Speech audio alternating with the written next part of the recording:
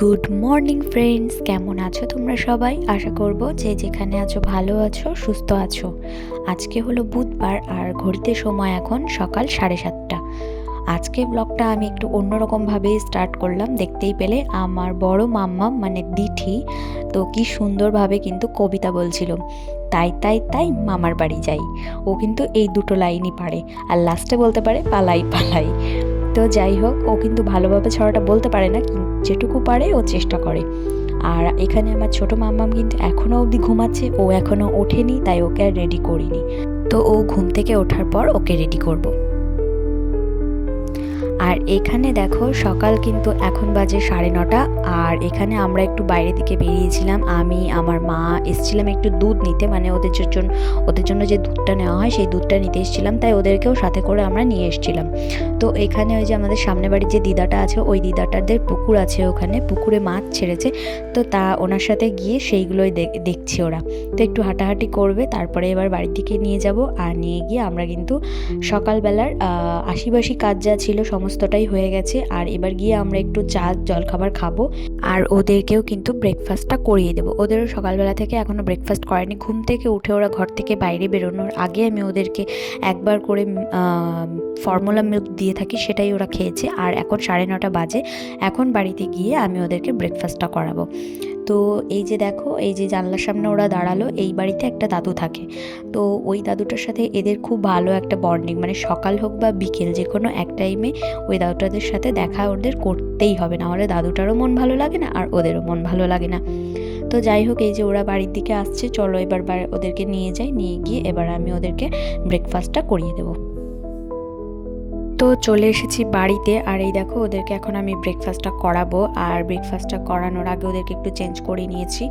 তো সবার প্রথমে বলবো, আমি আগের একটা ভিডিওতে বলেছিলাম যে আমি ওদেরকে মাঝে মাঝে মোবাইল দিয়ে খাওয়াই। এটা জানি ঠিক না, কিন্তু কিছু করার থাকে না। দুটো বেবি যখনই দুজনেই একসাথে ট্যান্ট্রাম শুরু করে যে খাবো না, তখন আমার কাছে আর নেক্সট কোনো অপশান থাকে না, কারণ একা হাতে আমি ওদেরকে খাওয়াই, দেখতেই পাচ্ছ তোমরা।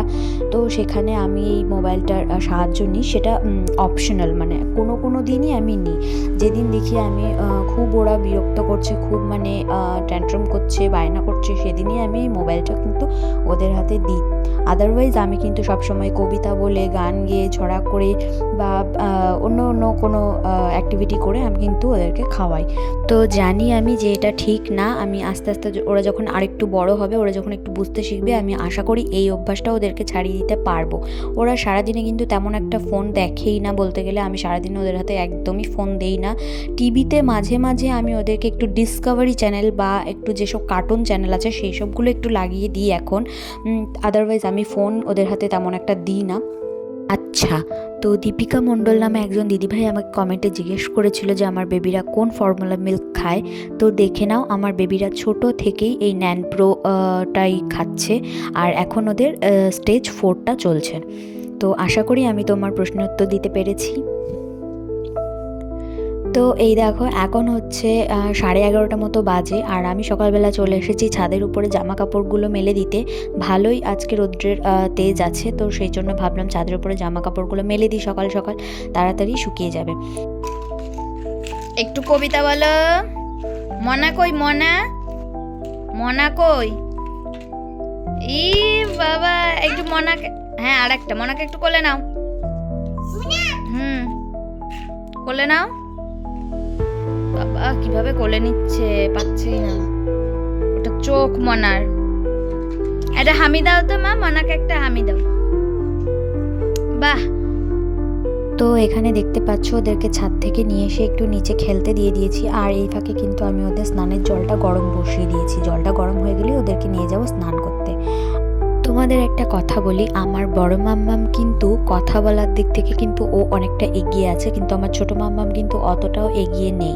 কিন্তু আমার ছোট মাম্মাম কিন্তু অ্যাক্টিভিটিস মানে হাঁটা চলা, দৌড়োদৌড়ি এগুলো কিন্তু আগে শিখেছে। আমার বড় মাম্মাম কিন্তু পরে এগুলো শিখেছে। তো এই বিষয়টার উপরে না দুজনে একটু মানে অদল বদল করে নিয়েছে, এ একটু আগে শিখেছে, ও একটু পরে শিখেছে, এইরকমই। বাট ওরা কিন্তু শিখে গেছে, কোনো রকম কোনো অসুবিধা হয়নি। তো যাই হোক, ওরা একটু খেলাধুলো করে নিক। এবার চলো ওদেরকে স্নান টান করিয়ে নিয়ে তারপর তোমাদের সাথে দেখা করছি। তো তো এই দেখো এখন হচ্ছে ঘড়িতে সময় 1:45 আর আমিও ওদেরকে স্নান করিয়ে দিয়ে আমিও কিন্তু একটু স্নান করে নিয়ে চলে এসেছি। হাতে একটু টাইম ছিল তার জন্য। ওরা এখানে দুধ খাচ্ছে। আমি তোমাদেরকে বলেছিলাম যে ওরা কিন্তু ঘুমের আগে যে কাউ মিল্কটা আমি নিয়ে থাকি সেই মিল্কটা খেয়ে ওরা ঘুমায়। তো যাই হোক ওদেরকে ঘুম পাড়িয়ে রেখে আমরা চলে এসেছি রান্নার দিকে। আর আজকে রান্নায় হয়েছে ডাল, সাথে হবে আলু ভাজা, আর তার সাথে হবে কুলপি শাক দিয়ে মাছের একটা পাতলা তরকারি। তো এই কুলপি শাক খেলে কিন্তু রক্ত বাড়ায়, মানে রক্ত বাড়ে শরীরে। তো এটা ডক্টরেও সাজেস্ট করে যাদের শরীরে একটু রক্তের কমি আছে তাদেরকে বলে কুলপি শাক খেতে। তো এই দেখো এখানে আলু ভাজাটা বসিয়ে দিয়েছি, আর আলু ভাজাটা হয়ে গেলে এবার মাছটাকে ভেজে নেব।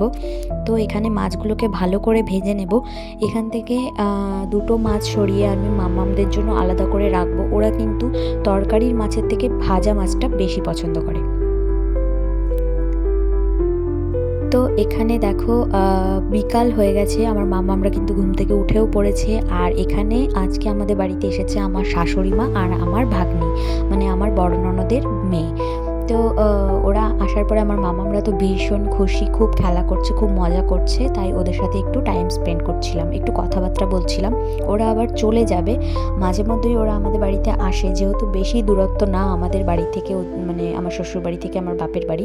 তো সেই জন্য আমাদের আসা যাওয়া কিন্তু লেগেই থাকে। তো ওই হচ্ছে আমার ভাগ্নি বসে আছে, আর এই যে হচ্ছে আমার শাশুড়ি মা। তো শাশুড়ি মা যখনই আসে তখনই কিন্তু ওদের জন্য অনেক অনেক জিনিস নিয়ে আসে, এবারেও তার ব্যতিক্রম হয়নি। এখন ঘড়িতে সময় হচ্ছে 4:30, আর বিকালবেলায় দেখো মাম্মামদের রেডি করিয়ে সোয়েটার পরিয়ে কিন্তু একটু বাইরের দিকে নিয়ে চলে এসেছি। আজকে প্রথম ওদেরকে বাইরে নিয়ে আসলাম, যেহেতু এখানে দেখো আমার পাশের বাড়ি মাম্মাম, তারপরে আরও 2-3 জন বোনও আছে, তারা কিন্তু এখানে রোজ বিকালে এসে খেলা করে। তো আমি ভাবলাম এখানে সবাই মিলে খেলা করে, আর ওরাও কিন্তু জিনিসটা খুব মজা করে। ঘরে থেকে আওয়াজ যেহেতু শোনা যায়, তো ওরা খুব ইচ্ছা করে ওদের যেতে বাইরের দিকে। তো তার জন্য আমি আর আমার মা মিলে কিন্তু ওদেরকে একটু এই যে বাইরের দিকে নিয়ে এসেছি বিকাল টাইমে। তো এখানে বেশিক্ষণ না, এই আধা ঘন্টা মতো ওরা একটু থাকবে, একটু দৌড়োদৌড়ি করবে, হাঁটাহাঁটি করবে ওদের সাথে। তারপর কিন্তু আমি ওদেরকে সন্ধ্যাবেলায় বাড়িতে নিয়ে চলে যাব। তোমাদেরকে অনেক আগের অনেক ভিডিওতেই আমি বলেছি যে আমাদের আশেপাশে কোনো সেভাবে পার্ক নেই, কোনো বাচ্চা কাচ্চার খেলার বা ঘোরার কোনো জায়গা নেই। তো তার জন্য না আমি ওদেরকে সেইভাবে কোনো রকম ফাঁকা স্পেস দিতে পারি না। তো এই যে এইভাবে এই আশেপাশের যেসব বোনরা রয়েছে, বাচ্চারা রয়েছে, ওদের সাথেই একটু খেলাধুলো করে। আর সত্যি বলতে কি ওরা কিন্তু ভীষণ ভালোবাসে আমার মাম্মামদেরকে।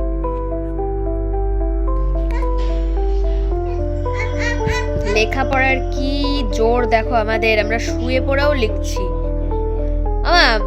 চুল বাঁধবা না? চুল বাঁধবে না কেন?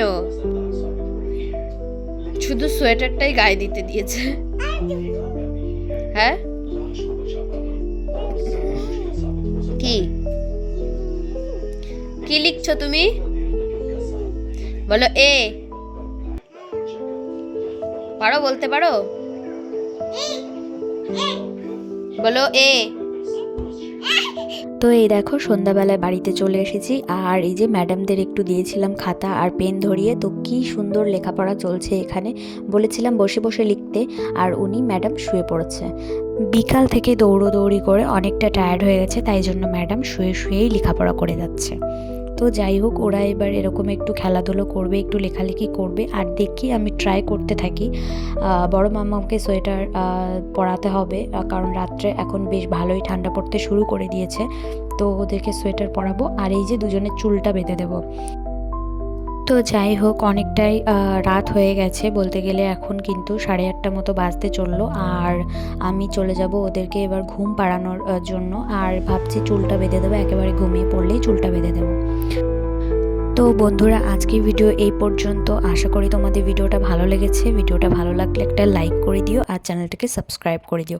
তোমাদের সাথে দেখা হবে পরের একটা নতুন ব্লগে। ততক্ষণের জন্য সবাই সুস্থ থেকো, ভালো থেকো, সাবধানে থেকো।